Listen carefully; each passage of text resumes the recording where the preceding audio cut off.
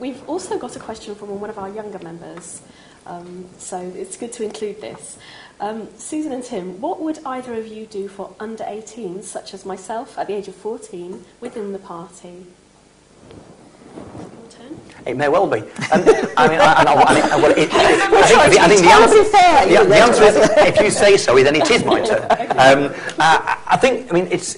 I just tell you what I do rather than what I would do. What I do in Westmoreland and Lonsdale is engage with young people. I mean, Facebook is just a medium. You've got to have something to say to people.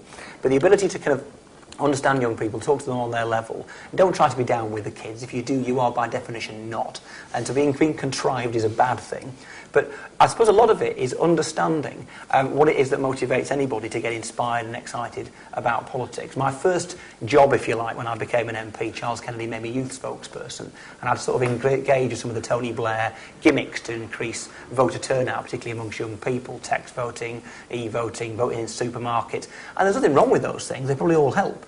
But actually they make very little difference, because the one thing you learn is the one thing that really makes a difference in terms of people wanting to engage in politics, be excited about politics, to take part in it, is they've got to be inspired. If you don't believe in it, why should you bother, however easy it is to do it? And so my job is to speak to people, I suppose, like a human being, to inspire them to be passionate about what I believe in. I joined the party at 16, I joined Shelter at 14, there you go, was my first political act. I want to, if you like, reconnect my experience of politics, which is entirely kind of gut-based, based on my emotions and my desire to make the world a much, much, much better place, and my anger that it's not. I want to infect other people with that level of kind of desire to make a difference, and knowing that if they take part, they genuinely can make a difference. So there are some issues you might call young people's issues, but by and large, they're the issues that upset and affect and interest everybody else. And you have to speak to people in a way which is passionate, engaging, human, and understandable. And then you've got to use methods to get through to people. So I use Facebook and Twitter. I'm very, very cross that Facebook has a limit of 5,000 members because I'm stuck and I've got a waiting list of 2,000. It's not fair. I want to have more friends. We also got to get out and do that. I mean, what I do in my patch, for example, we have youth surgeries very regularly. I go and play football with them, and then we sit down and we talk about the issues that matter to them, whether they want to talk about them or not sometimes. But it's critically important that you just make sure you're available to people, that you're accessible, and don't talk down to them. Great, thank you. Can you remember being 14 then? I can remember, yeah. I remember I joined Shelter at 14. I had a massive Smiths collection at 14. I was going to watch Blackburn Rovers being very bad in the 3rd Division at 14. I remember being 14. Good, thank you. Susan? Yes, well, I mean, I'm old enough that I cannot remember what it was like being 14. So I think it's important to be yourself and not to try and pretend you're cool or in touch. That's all part of a generation that you don't belong to. And I think we've just got to be, that's straightforward about all of that. Nothing worse than sort of watching Blair and others trying to do this Cool Britannia bit, and so artificial. And I think very patronising, frankly, to people who were younger.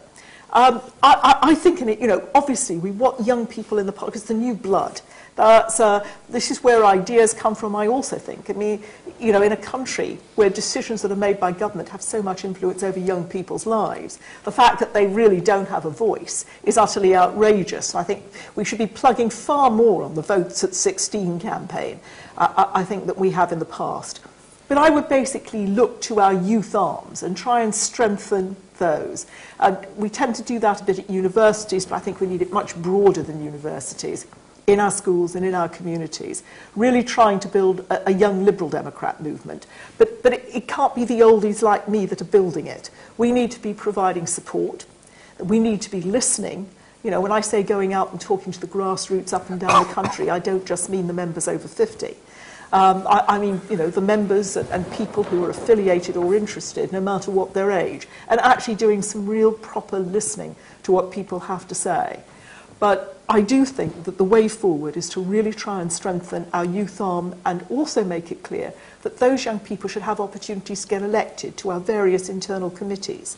So I know that can be hard when you're trying to do school work or university work, but we need that active participation within the organisation. And, the general election in 2005, we ended up with the 3 youngest MPs in Parliament. I think that's something to be proud of. Did we tout it? No, you wouldn't have known it. That's a bit terribly important a message to get through, because then you have role models that people can identify with far more easily. So I won't pretend to be young. I will try and listen to people who are young, but my role will be mostly to try and arm and strengthen and support those who are young within our party so that they can expand and grow.